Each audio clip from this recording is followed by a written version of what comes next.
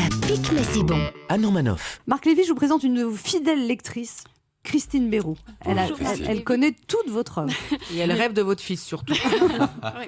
Alors Marc, j'ai lu votre livre. Alors c'est un très gros texte de 464 pages qui se lit très bien. Ça m'a changé parce que juste avant j'avais lu que des petits textes de 4 pages qui se lisaient pas très bien, mais c'était pas des romans, c'était des programmes électoraux. L'histoire, une jeune femme reçoit une lettre anonyme qui lui apprend que sa mère décédée depuis peu avait un passé criminel. Vous imaginez si votre mère avait un passé trouble? Moi ma mère elle me parle jamais du passé, par contre elle me parle toujours du futur. Elle me dit tout le temps tu finiras seule à 50 ans. Alors comme toujours Marc Lévy dans cet ouvrage vous alliez arrêtez. Alors vous alliez très bien romance et suspense. Vous faites ça dans la vraie vie? Est-ce que vous êtes le genre d'homme qui mettait 3 jours à répondre à un SMS par exemple? Bah déjà, il met 3 jours à répondre à ta question. C'est ça. C'est exprès. Ah oui, c'est le suspense, c'est ça.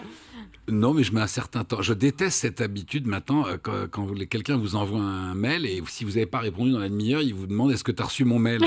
C'est un peu énervant quand même. Et donc je réponds parfois oui, je l'ai reçu. Mais on a le droit. Voilà. Oui, mais en tout cas, vos personnages sont très attachants, tout simplement parce qu'il y a beaucoup de bonté chez vous. D'ailleurs, quand vous étiez plus jeune, vous avez été secouriste à la Croix-Rouge. Donc Anne, si vous voulez faire un malaise, c'est maintenant. Hein. Alors, je vous jette pas la pierre. Hein, moi, je préfère lire sur du papier que sur une liseuse. Quand on lit un polar sur une liseuse, on sait d'avance qui meurt à la fin, puisqu'à chaque fois, c'est la batterie.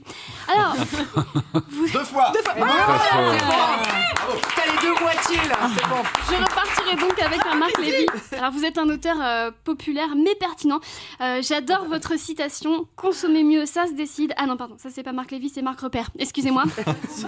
Parce que en tout cas, merci parce que vous m'avez sauvé de l'actualité anxiogène pendant 464 pages. C'est vrai, j'étais focalisée sur cette histoire de corbeau et ça m'a fait oublier toutes les histoires de blaireaux. Du coup, je connais la fin de l'histoire, je révélerai pas le nom du méchant. Par contre, je peux vous dire comment s'appelle le héros grâce à qui tout le monde s'évade. Ce héros, c'est Marc Lévy. Oh, merci beaucoup. Merci. Europe 1, ça pique mais c'est bon.